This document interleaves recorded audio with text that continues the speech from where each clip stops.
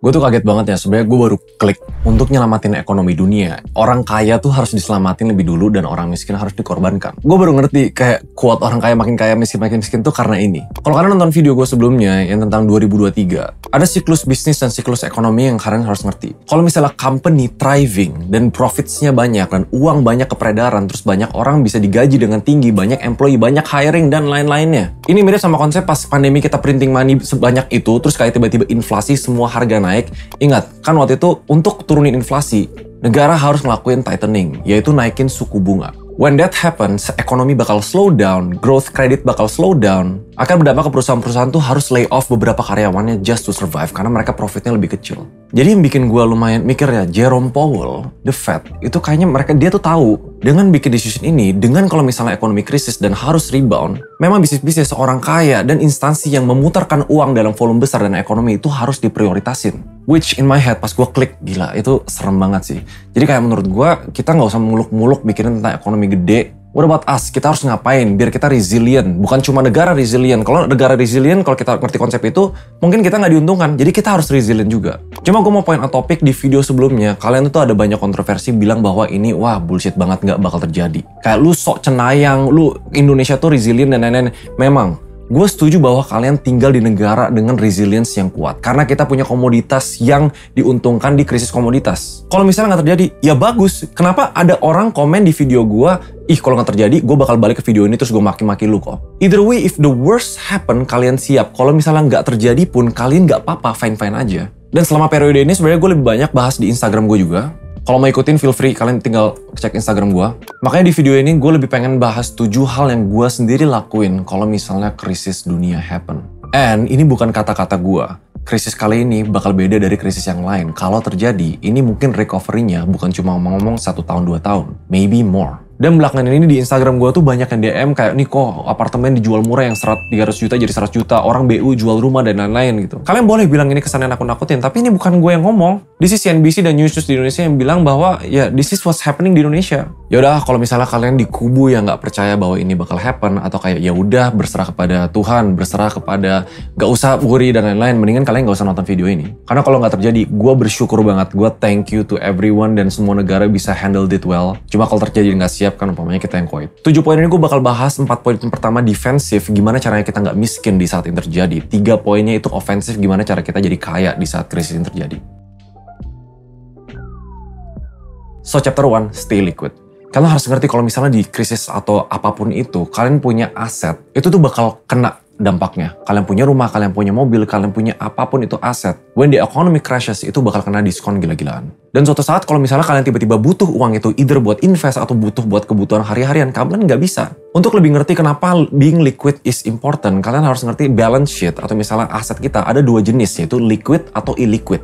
Liquid itu hal-hal yang umpamanya kalau kalian butuh nih, kayak air, kayak cairan ya. Kalian butuh uangnya dari aset itu, kalian bisa langsung ambil terus pakai uangnya untuk hal-hal yang lain. Illiquid, contoh aset-aset misalnya kayak properti, NFT, atau bahkan mobil, jam tangan mewah, apapun yang lain itu kan kalian butuh waktu untuk ngejual dan nggak bisa kalau misalnya gue butuh hari ini, gue butuh tarik sekarang. One of the best defensive strategy adalah kalau kita bisa butuh apapun, kita bisa punya saat itu juga. Kalau gue personally, ini kita ngomong tentang aset, gue bakal pelan-pelan pindahin aset illiquid gue ke aset liquid. Gue nggak bakal komit ke punya barang-barang yang terlalu illiquid, tidak liquid. Karena gue tahu kalau misalnya one day the opportunity arise, ada opportunity apapun itu, gue bisa ambil duitnya terus gue bisa langsung hajar di sana. Tapi being liquid nggak sekedar, oke, saham kan bisa ditarik kapan aja, kok kripto bisa ditarik kapan aja. No. Kalau kalian nonton video gue sebelumnya, segala jenis high risk asset when the economy crashes itu bakal kena diskon gila-gilaan. Dengan suku bunga naik, semua high risk asset itu bakal turun gila-gilaan. So, the chapter 1 yang paling penting, stay liquid dan stay low risk asset. Contoh aset liquid dan low risk adalah misalnya kalian simpan di cash, kalian simpan di reksadana pasar uang, kalian simpan di reksadana pendapatan tetap tapi yang stable fund.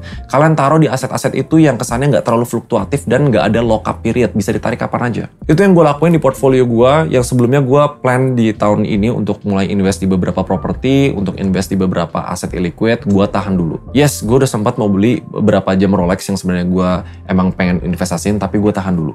Dan chapter 2 adalah plan your debt. Kalau di balance sheet tadi kita ngomong ada aset, yaitu illiquid sama liquid, di sini ada liabilitas. Liabilitas itu counterpart dari aset, jadi kalian harus keluarin duit. Di saat ekonomi kayak gini, kalian harus keluarin duit. Sifatnya hutang, cicilan, dan lain-lain.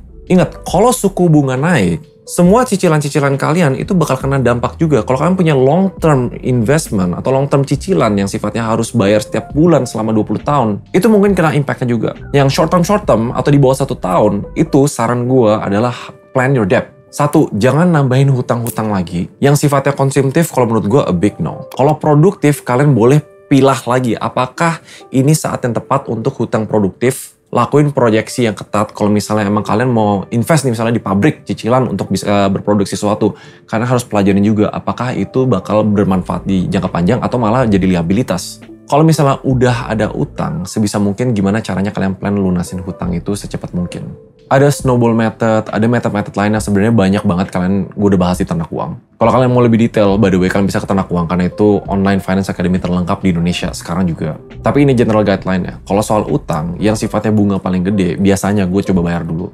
Kalau nggak bisa, ada 2 yang kalian bisa lakuin, restructure atau refinance. Restructure itu, kalau kalian misalnya punya aset-aset yang sifatnya sekarang lagi nganggur, atau properti atau apa, dan kalian punya hutang yang lumayan gede juga, gue disclaimer lagi untuk seluruh video. This is not a financial advice. Belum tentu semua orang cocok dengan advice ini, tapi ini yang gue lakuin sendiri. Kalau misalnya gue bisa lunasi hutang ini, dan gue bisa jual aset gue untuk melunasi hutang ini biar gue nggak ada kebeban ke depannya, gue bakal lakuin itu. If it's beneficial. Again, kalian bayangin aja, when tightening happens, suku bunga naik, hutang bakal naik, liabilitas bakal naik, aset kalian bakal turun, bakal ke diskon. Malah kalian net worth-nya bisa minus kalau misalnya di situasi itu terjadi. Nah, yang kedua itu refinance. Kalau misalnya kalian punya hutang yang gede bunganya, misalnya 20%, bisa nggak hutang itu ditutup dengan hutang lain yang bunganya lebih kecil? Itu strategi-strategi kecil yang kalian bisa lakuin kalau misalnya kalian punya hutang sekarang. Kalau nggak punya hutang, very good. Jangan masuk ke hutang konsumtif terlebih dahulu. Kalian punya plan buat beli iPhone, kalian punya beli apa, saran gue kalau misalnya emang harus hutang untuk beli itu, jangan. Yang ketiga itu protect yourself. Jadi kalian tuh harus kayak punya perisai, punya armor. Sedangkan 2 poin pertama tuh analoginya itu rumah kalian. Kalian harus rearrange rumah kalian. With protecting yourself, ada 2 hal yang paling penting yang kalian harus punya sekarang juga. Yang pertama, dana darurat. Buat kalian yang masih single, dulu sarannya itu 3 kali pengeluaran. Nah, pas pandemi, 6 kali pengeluaran. Sekarang kalau bisa siapin 12 kali lipat pengeluaran bulanan. Karena we never know, kalau misalnya one day ternyata the economy happens, pas ekonominya contract dan perusahaan layoff, kalian tiba-tiba nggak ada income, it's gonna be a very scary situation kalau kalian nggak punya dana darurat. Itu simple. Dana darurat, kalian bisa lihat ke chapter 1 lagi, yaitu masukin ke aset liquid low risk. RDPU, RDPT atau cash yang sifatnya nggak ada lock-up period. Yang kedua, asuransi. If you guys are okay with BPJS, go ahead with BPJS. Karena BPJS itu kan tier pertama yang paling penting asuransi kesehatan. Cuma nggak banyak orang yang pengen ikutin administrasi atau harus antri dan lain-lain. Asuransi itu urutannya kayak gini. Kalian punya asuransi kesehatan, asuransi kritis, lalu asuransi jiwa. Yang paling penting menurut gue di 2 pertama. Kalau bisa feel kesehatan dulu, baru kritis dulu, baru jiwa sedikit opsional. Ini nggak perlu gue jelasin panjang lebar, soalnya it's very clear kalau misalnya kita nggak punya kejelasan dalam income atau ekonomi, kita perlu protect kalau kita nggak tahu kapan kita sakit. Pas kita sakit, we have the money, ya bagus. Tapi kan itu bakal nguruk dana darurat ke asuransi. It's something yang menurut gue kewajiban di saat-saat sekarang. Gue pribadi udah checklist semua dari kesehatan sampai kritis. Jiwa gue sendiri belum punya. Tapi udah mulai lihat-lihat apa yang bagus buat gue. Dan darurat gue udah siap 12 kali pengeluaran bulanan gue. Dan itu gue taruh di reksadana pasar uang. Nah, poin terakhir yang gue lakuin untuk stay defensive adalah optimize my cash flow. Cash flow itu sebenarnya fundamental banget kalau kalian mau uang kalian tuh aman dan kalian gak kekeruk kalau misalnya anything happen. Gue bakal kategorin 2, income dan expense. Income, gue bakal kategorin 2 lagi, fixed dan variable. Karena buat mayoritas dari kalian yang bekerja sebagai karyawan atau sebagai profesional, kalian tuh punya security gaji bulanan. Itu gue bakal masukin sebagai kategori fix. Dan kalau bisa, semua expense kalian, mau itu wants, needs, sama investment, itu tuh bisa ke-fill dari fix kalian. Kalau gue pribadi udah punya mindset untuk masukin fix, semua itu bisa nge-cover semua kebutuhan gue. Apapun yang gue dapat on the side, bonus, freelance, atau apapun, itu gue 100% masukin ke investment. Kasus ini, liquid low risk asset. Cuma kalau misalnya kita mau lebih agresif lagi soal cash flow kita, untuk nge-defense, expense tuh sebenarnya ada banyak yang kita bisa tekan. Mulai dari, even dari needs itu kita bisa tekan. Makanan, tempat tinggal, dan lain-lain. Kalau sekarang kalian ada yang tinggal di apartemen, yang bayar mahal-mahal, atau kayak kos yang eksekutif, atau yang gimana, bisa nggak consider untuk misalnya balik lagi ke rumah orang tua, atau misalnya ke kos yang lebih murah. Menurut gue itu bakal jauh lebih beneficial dibanding kalian ya tetap keluarin ngerasa, oh gue butuh ini needs. In reality, ada orang bilang ini need. Ya iyalah, sandang, pangan, dan lain-lain. Tapi sebenarnya itu masuk kategori wants. Kalau lu setiap hari makannya malah makan keluar, atau lu kayak setiap hari kayak omakase, lu tempat tinggal yang harusnya lu cuma butuh 1 bedroom, lu hire 3 bedroom. It's not needs, it's want. Dan kebanyakan orang tuh punya problem dengan kalau udah mengalami lifestyle inflation, gak berani turun lagi. In many cases fine, kalian bisa selalu naikin income terus dan kejar terus lifestyle yang naik. Tapi kalau misalnya in the times of crisis, sometimes kita harus take the hard pill to swallow. Kita belum tentu suka untuk turunin lifestyle kita, tapi itu sesuatu yang gue sendiri yang even consider. Yang sebelumnya gue nggak taruh budget untuk makan kemana-mana, gue nggak taruh budget untuk gadget-gadget yang gue beli, yang kalian tahu gue udah spend ratusan juta, yang sekarang gue agak nyesel. Gue bakal kurangin semua hal itu. Teman gue yang plan untuk beli KPR, rumah dan lain-lain. Teman gue yang plan untuk beli mobil yang dia impian, yang mungkin 60% dari tabungan dia stop dulu. Again, ini semua terserah kalian loh. This is not a financial advice, dan gue bukan professional financial planner yang semua orang bisa kayak, oke, ini gue ikutin buat diri gue sendiri. You gotta adjust on your own, tapi ini strategi yang gue pakai sendiri karena gue sendiri salah satu orang yang worry selama beberapa bulan terakhir ngeliat bahwa kok orang-orang sekitar gue nggak prepare apa-apa when the economy crisis happens. If the economic crisis happen, kalau nggak terjadi ya bagus, kalian punya defense yang kuat banget. When we're done with all the defense yang 4 poin pertama, kita ngomong ke 3 poin how to go offense. 4 poin pertama itu untuk ngejagain diri kita sendiri biar kita punya banyak amunisi. Amunisi itu liquid asset yang kita siap untuk hajar kapan aja seandainya market itu menarik. Cuma poin 1 menurut gue yang paling penting with going offense adalah don't catch a falling knife. Memprediksi kapan market bottom, apa kapan saham bottom, crypto bottom, semua bottom, itu tuh analoginya kalian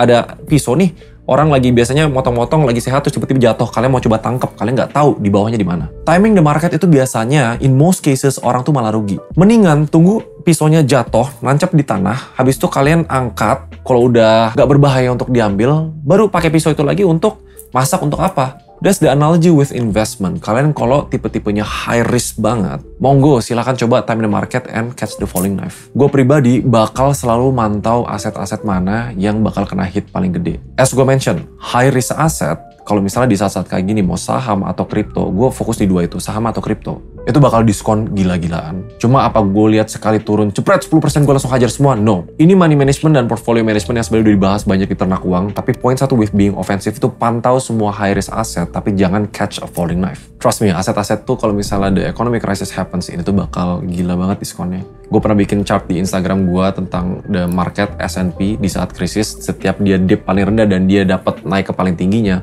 itu kalian bisa jauh lebih cuan dibanding kalian cuma taruh invest di market pas lagi nggak crash. Itu poin 5 yang gue lakuin sendiri, makanya sekarang di HP gue tuh banyak watchlist aplikasi-aplikasi yang mantau high risk asset yang gue pengen plan beli if it happens. Tapi ya sekarang makanya stay liquid. Poin 6 yang gak banyak financial planner bahas adalah aggressively cari side income.